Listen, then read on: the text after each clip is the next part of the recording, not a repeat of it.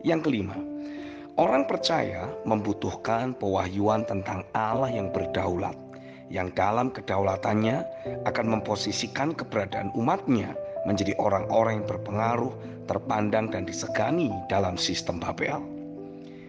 Meski Daniel menerima berbagai perlakuan istimewa dari Aspenas, khususnya dalam aspek makan minumnya, tapi itu semua bukan karena kecakapan Daniel dalam melakukan lobby, tapi lebih dikarenakan tercurahnya perkenanan Tuhan atas hidupnya karena ketetapan hati untuk tidak menajiskan dirinya dengan makanan raja. Daniel 1 ayat 8-9. Dicurahkannya perkenanan Tuhan yang membuat Aspenas jadi banyak melakukan perbuatan baik atau bersimpati kepada Daniel adalah merupakan wujud dari bermanifestasinya kedaulatan Tuhan dalam memposisikan Daniel menjadi orang yang berkuasa dalam sistem Babel.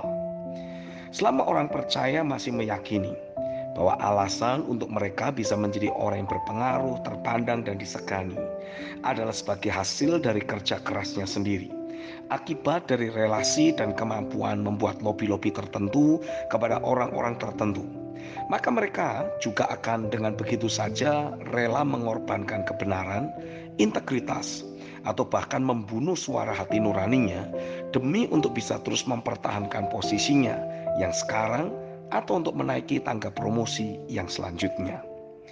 Inilah yang seringkali mengkondisikan orang percaya yang sedang ada pada suatu posisi tertentu jadi berubah dan mulai menjadi pribadi yang lebih kompromistis dengan berbagai ketidakakuratan lain yang memang bakal terus bertebaran di dalam sistem Babel. Orang percaya tersebut sudah berhasil dibeli oleh Babel. Orang tersebut jadi lebih rela mengorbankan mandatnya untuk menjadi saksi Tuhan daripada membahayakan atau mempertaruhkan posisi, keistimewaan, ataupun berbagai kemudahan hidup lainnya yang sudah ia peroleh saat ada pada suatu posisi tertentu dalam sistem Babel. Itulah yang juga dilakukan oleh Yerobeam. Setelah menerima nubuatan dari Nabi Ahia bahwa dirinya akan dijadikan Tuhan menjadi raja atas 10 suku Israel, 1 Raja-Raja 11 ayat 29-39, dia justru ketakutan jika orang-orang Israel tetap pergi ke Yerusalem atau kerajaan Yehuda untuk beribadah, maka hati mereka akan berpaling dari dirinya. 1 Raja-Raja 12 ayat 26-31. Bukannya justru makin bersungguh-sungguh mengejar Tuhan, dia justru malah menjerumuskan Israel ke dalam penyembahan berhala yang membuat hati Tuhan jadi makin tersakiti. 1 Raja-Raja 12 ayat 29-33 dan 1 Raja-Raja 13 ayat 33-34. Seandainya saja Yerobeam mengejar perkenanan Tuhan atas hidupnya, Tuhan justru akan mengokohkan tahtanya dan keturunan yang sesudah dirinya. 1 Raja-Raja 11 ayat 37-38. Itulah sebabnya setiap umat Tuhan yang rindu diposisikan dan dipromosikan Tuhan dalam sistem Babel harus melengkapi diri dengan dimensi pewahyuan tentang Allah yang berdaulat dan yang dalam kedaulatannya dia bisa mengangkat siapa saja untuk menempati suatu posisi tertentu, dan pada saat yang sama dia pun berotoritas, berkuasa untuk menurunkan siapapun juga dari posisinya.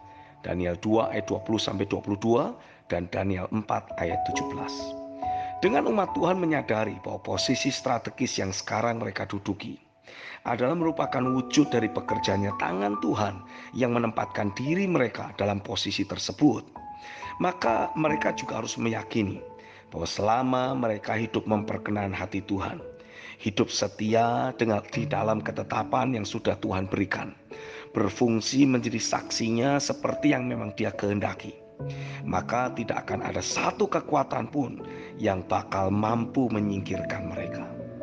Daniel mengalami hal tersebut di saat Raja Darius diperdaya oleh para lawan politik Daniel untuk mengeluarkan perintah agar tidak ada satu orang pun dalam kerajaannya untuk beribadah dan meminta suatu permohonan kepada Allah manapun. Daniel yang sudah berketetapan untuk selalu memiliki hidup yang memperkenan hati Tuhan, memutuskan untuk tetap berdoa kepada Yahweh Allah Israel dalam kitab Daniel pasal 6. Daniel menyadari dan meyakini Karena tangan Tuhanlah yang menempatkannya menjadi pucuk pimpinan di Babel dan kerajaan Media Persia. Maka tangan Tuhan yang sama juga akan menjagainya untuk bisa tetap ada di posisinya.